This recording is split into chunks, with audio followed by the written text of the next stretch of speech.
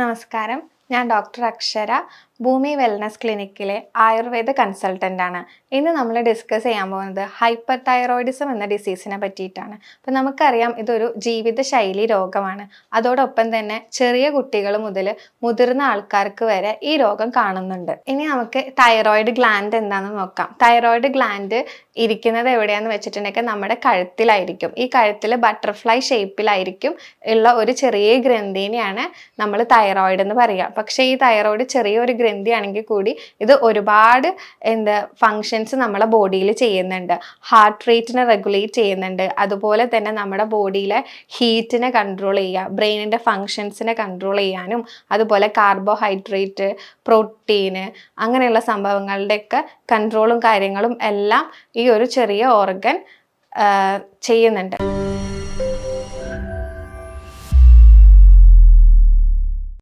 ഈ thyroid gland മെയിനായിട്ട് 2 ഹോർമോൺസിനെയാണ് ഉണ്ടാക്കുന്നത്, T3, T4.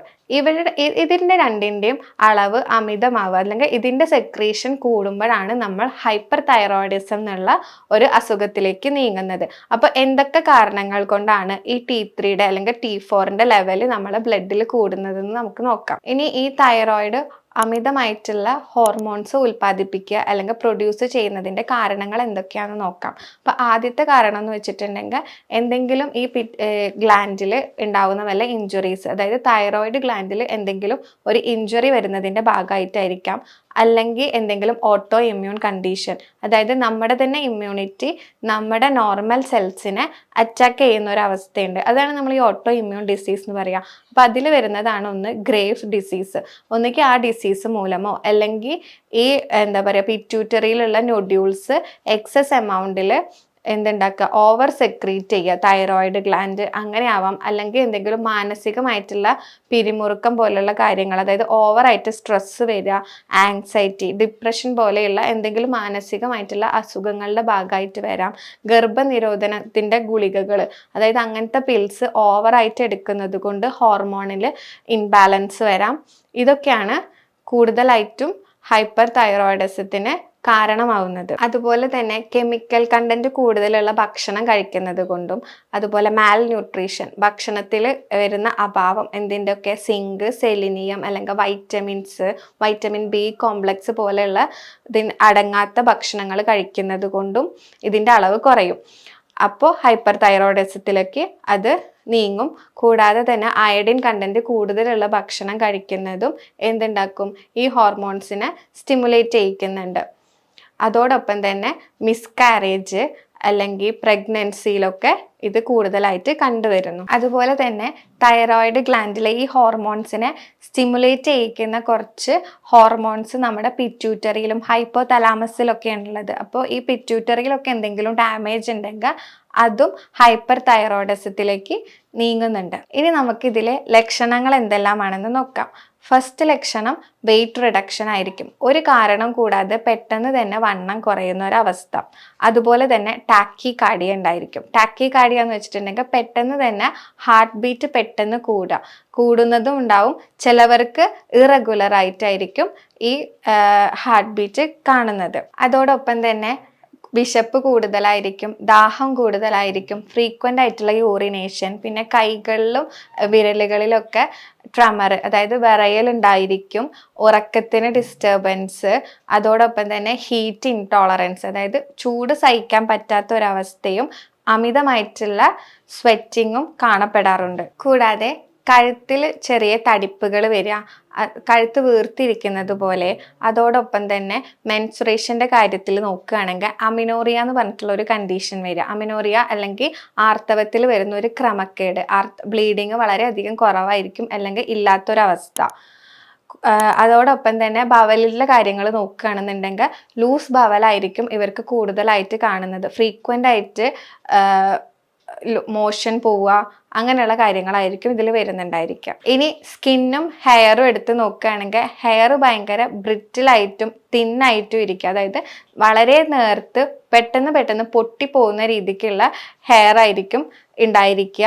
അതോടൊപ്പം തന്നെ സ്കിന്നിന് ഭയങ്കര തിന്നാവുക, അതായത് ചർമ്മം ഭയങ്കര കട്ടി കുറഞ്ഞതായിട്ട് ഇരിക്കുന്ന ഒരു അവസ്ഥയും ഈ ഹൈപ്പർ തൈറോയിഡിസത്തിൽ കൂടുതലായിട്ട് കണ്ടുവരുന്നുണ്ട്. ഇനി എപ്പോഴാണ് നമ്മളൊരു ഡോക്ടറെ കൺസൾട്ട് ചെയ്യേണ്ടതെന്ന് വെച്ചിട്ടുണ്ടെങ്കിൽ അമിതമായിട്ടുള്ള ക്ഷീണം, ഒരു കാരണം കൂടാതെ നമ്മൾ ക്ഷീണിക്കുക, അതോടൊപ്പം തന്നെ വെയിറ്റ് കുറയുക, ഹാർട്ട് ബീറ്റ് കൂടുന്നത് പോലെ തോന്നുക, അല്ലെങ്കിൽ അതിലെന്തെങ്കിലും ഇറഗുലർ ആയിട്ട് വരിക, കഴുത്തിൽ ഈ സ്വെല്ലിങ് കാണുക, അപ്പോഴൊക്കെ നമുക്ക് ഒരു ഡോക്ടറുടെ കൺസൾട്ടേഷൻ എടുക്കേണ്ടതാണ്. ഇനി ഈ തൈറോയിഡ് രോഗം ചികിത്സിക്കാതെ വിട്ടിട്ടുണ്ടെങ്കിൽ അത് നല്ല കോംപ്ലിക്കേഷൻസിലോട്ട് എത്തും. ആ കോംപ്ലിക്കേഷൻസ് എന്തൊക്കെയെന്ന് വെച്ചിട്ടുണ്ടെങ്കിൽ ഒരുപാട് ഹാർട്ട് ഡിസീസിനൊക്കെ അല്ലെങ്കിൽ ഹാർട്ട് ഫെയിലിയറിനൊക്കെ ഇത് കാരണമാവും. അപ്പോൾ സ്ട്രോക്ക് പോലെയുള്ള അസുഖങ്ങൾ ഇതുകൊണ്ട് ഉണ്ടാവാം.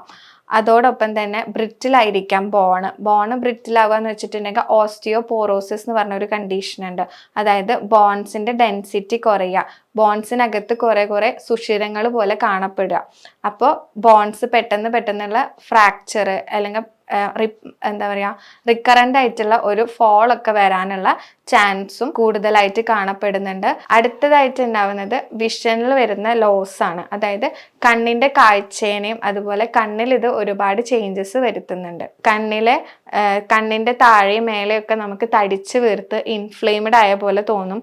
അതോടൊപ്പം തന്നെ റെഡ്നെസ് കാണപ്പെടാം, ഡബിൾ വിഷൻ രണ്ടായിട്ട് കാണുന്നത് തന്നെ, അല്ലെങ്കിൽ വിഷനിൽ തന്നെ ഒരു ലോസ് ഉണ്ടാവാനുള്ള ചാൻസും. അതോടൊപ്പം ലൈറ്റിന് സെൻസിറ്റിവിറ്റി കുറയുക, നമുക്ക് എന്താ പറയുക ഒരു വെളിച്ചത്തിലോട്ട് നോക്കുമ്പോൾ കണ്ണിനുണ്ടാവുന്ന ഒരു ഇറിറ്റേഷനും കാര്യങ്ങളൊക്കെ കൂടുക, അങ്ങനെയുള്ള കാര്യങ്ങളും കൂടെ ഇതിൽ കാണപ്പെടുന്നു. ഈ ഹൈപ്പർ തൈറോയിഡിസം കൂടുതലായിട്ട് കണ്ടുവരുന്നത് സ്ത്രീകളിലാണ്. അതിനുള്ള കാരണം ഒരുപാട് ഹോർമോണൽ ചേഞ്ചസ് വരുന്നത് സ്ത്രീകളിലാണ് പുരുഷന്മാരെ വെച്ച് നോക്കുമ്പോൾ. അതായത് പ്രഗ്നൻസി അല്ലെങ്കിൽ ആർത്തവം നിലയ്ക്കുക, മെനോപോസ്, ആ ടൈമിലൊക്കെ ഒരുപാട് ഹോർമോൺ ചേഞ്ചസ് വരുന്നുണ്ട്. അപ്പോൾ ഈ ഹോർമോണിൻ്റെ ചേഞ്ചസ് ഇങ്ങനെ ഇടയ്ക്കിടയ്ക്ക് മാറി ഫ്ലക്ച്വേറ്റിംഗ് ആയിട്ട് വരുമ്പോൾ എന്തുണ്ടാവും, അത് ഇമ്മ്യൂണിറ്റീനെ നല്ല രീതിക്ക് ബാധിക്കും. അപ്പോഴും നമുക്ക് ഹൈപ്പർ തൈറോയിഡിസം, അതായത് ഓട്ടോ ഇമ്മ്യൂൺ കോസസ് ഇതിലുള്ളത് കൊണ്ട് നമുക്കത് വരാനുള്ള ചാൻസും കൂടുതലാണ്. ഇനി നമ്മൾ എന്തെല്ലാം ഭക്ഷണങ്ങളാണ് ഇതിൽ ശ്രദ്ധിക്കേണ്ടത്, എന്തെല്ലാമാണ് ഉപയോഗിക്കാൻ പാടില്ലാത്തതെന്ന് നോക്കാം. കഴിക്കേണ്ട ഭക്ഷണങ്ങൾ ആൻറ്റി ഓക്സിഡൻസ് ആയിട്ടുള്ള ഭക്ഷണങ്ങൾ കൂടുതലായിട്ട് ഉൾപ്പെടുത്തുക. നല്ല ഫാറ്റുള്ള ഭക്ഷണങ്ങൾ, അതായത് അൺസാച്ചുറേറ്റഡ് ആയിട്ടുള്ള ഫാറ്റുള്ള ഭക്ഷണങ്ങൾ ഉൾപ്പെടുത്തുന്നത് വളരെയധികം നല്ലതാണ്. ട്രാൻസ് ഫാറ്റ് അല്ലെങ്കിൽ ചീത്ത കൊഴുപ്പുകൾ ഉണ്ടാക്കുന്ന തരത്തിലുള്ള ഭക്ഷണങ്ങൾ ഒഴിവാക്കുക. ഇനി എങ്ങനെയാണ് നമ്മൾ തൈറോയിഡ് ഡിസീസ് തിരിച്ചറിയാന്നുള്ളത്, അതായത് എങ്ങനെയാണ് ഇത് ഡയഗ്നോസ് ചെയ്യാന്ന് വെച്ചിട്ടുണ്ടെങ്കിൽ നമ്മൾ ഡീറ്റെയിൽ ആയിട്ടുള്ള ഒരു ഹിസ്റ്ററിയും എക്സാമിനേഷനും ഒരു ഡോക്ടർ എടുക്കുകയാണെങ്കിൽ മനസ്സിലാക്കാൻ പറ്റും. അതുപോലെ തന്നെ ഒഫ്താൽമിക് ആയിട്ടുള്ള എക്സാമിനേഷൻ, കണ്ണിൻ്റെ എക്സാമിനേഷനിൽ കൂടിയും നമുക്കിത് തിരിച്ചറിയാൻ പറ്റും. അല്ലെങ്കിൽ ഇതിലുണ്ടാവുന്ന ഒരു സിംറ്റം ആയിരുന്നു ടാക്കികാർഡിയ, അതായത് ഹാർട്ട് ബീറ്റ് കൂടുന്നത്. അപ്പോൾ ECG എടുത്തിട്ട് അതിൽ ആർട്ടീരിയൽ ടാക്കികാർഡിയ കൂടുതലായിട്ട് കാണുന്നുണ്ടെങ്കിൽ നമുക്ക് അത് തിരിച്ചറിയാൻ പറ്റും. അതോടൊപ്പം തന്നെ നമുക്ക് blood test, thyroid function test ചെയ്തിട്ടും നമുക്കിത് ഡയഗ്നോസ് ചെയ്യാവുന്നതാണ്. ഇനി എന്തെല്ലാം കാര്യങ്ങളാണ് നമ്മൾ ഇതിൽ ശ്രദ്ധിക്കേണ്ടതെന്ന് നോക്കാം. അതായത് കഴിക്കേണ്ട ഭക്ഷണങ്ങൾ എന്തെല്ലാം, കഴിക്കാൻ പാടില്ലാത്ത ഭക്ഷണങ്ങൾ എന്തെല്ലാമാണെന്ന് നോക്കാം. അപ്പോൾ കഴിക്കേണ്ട ഭക്ഷണത്തിൽ വരികയാണെങ്കിൽ ആൻറ്റി ഓക്സിഡൻസ് ഉള്ള ഫുഡ് കഴിക്കാൻ നോക്കുക. സെലിനിയം, മഗ്നീഷ്യം, അതുപോലെ വൈറ്റമിൻ D, കാൽഷ്യം റിച്ച് ആയിട്ടുള്ള ഭക്ഷണങ്ങൾ കഴിക്കുന്നതും വളരെയധികം നല്ലതായിരിക്കും. അതായത് ഇപ്പോൾ ഒലിവ് ഓയിൽ, സൺഫ്ലവറിൻ്റെ സീഡ്, അങ്ങനെയുള്ള കാര്യങ്ങൾ, ചിയാ സീഡ്സ്, ഇതൊക്കെ കഴിക്കുന്നത് വളരെയധികം നല്ലതാണ്. ലീഫി വെജിറ്റബിൾസ് കഴിക്കുന്നതും ഒരു പരിധി വരെ നല്ലതാണ്. ഗുഡ് ഫാറ്റ് കഴിക്കുന്നതും നല്ലതാണ്. ഗുഡ് ഫാറ്റ് എന്ന് വെച്ചിട്ടുണ്ടെങ്കിൽ അൺസാച്ചുറേറ്റഡ് ആയിട്ടുള്ള ഫാറ്റ്, അതായത് നമ്മൾ ഈ സീഡ്സ്, നട്ട്സ് പോലെയുള്ള സംഭവങ്ങളിൽ നിന്ന് എടുക്കുന്ന ഫാറ്റ് വളരെയധികം നല്ലതാണ്. കൂടാതെ വൈറ്റമിൻ D റിച്ച് ആയിട്ടുള്ള ഭക്ഷണങ്ങൾ കഴിക്കാം. അതുപോലെ ഒലിവ് ഓയിൽ കഴിക്കാം. മഷ്റൂം എടുക്കുന്നത് കുഴപ്പമില്ല. ഹണി എടുക്കുന്നതും ഗ്രീൻ ടീ കുടിക്കുന്നതൊക്കെ വളരെയധികം നല്ലതാണ്. ഇനി എന്തെല്ലാം ഭക്ഷണങ്ങളാണ് കഴിക്കാൻ പാടില്ലാത്തതെന്ന് നോക്കാം. അയഡിൻ അടങ്ങിയ സോൾട്ട്, പഞ്ചസാര, അല്ലെങ്കിൽ ആർട്ടിഫിഷ്യൽ ആയിട്ടുള്ള എന്തെങ്കിലും സ്വീറ്റനിങ് ഏജൻറ്റ്സ്, കൂടാതെ പച്ചക്കറികളിലേക്ക് വരികയാണെങ്കിൽ നമുക്ക് ബ്രൊക്കോളി, കാബേജ് പോലെയുള്ള കാര്യങ്ങളും ഒക്കെ ഒഴിവാക്കേണ്ടതാണ്. അതുപോലെ തന്നെ മദ്യപാനം, പുകവലി പോലുള്ള കാര്യങ്ങൾ നമ്മൾ കുറയ്ക്കണം, അല്ലെങ്കിൽ അതും പൂർണ്ണമായിട്ടും ഒഴിവാക്കേണ്ടത് അത്യാവശ്യമാണ്. കൂടാതെ സ്ട്രെസ് കുറയ്ക്കുന്നതും നല്ലതാണ്. കഴുത്തിന് ഫ്ലെക്ഷൻ അല്ലെങ്കിൽ എക്സ്റ്റൻഷൻ പോലുള്ള മൂവ്മെൻറ്റ്സ് കിട്ടുന്ന രീതിക്കുള്ള എക്സസൈസുകൾ അല്ലെങ്കിൽ യോഗകൾ ചെയ്യുന്നത് വളരെയധികം നല്ലതാണ്.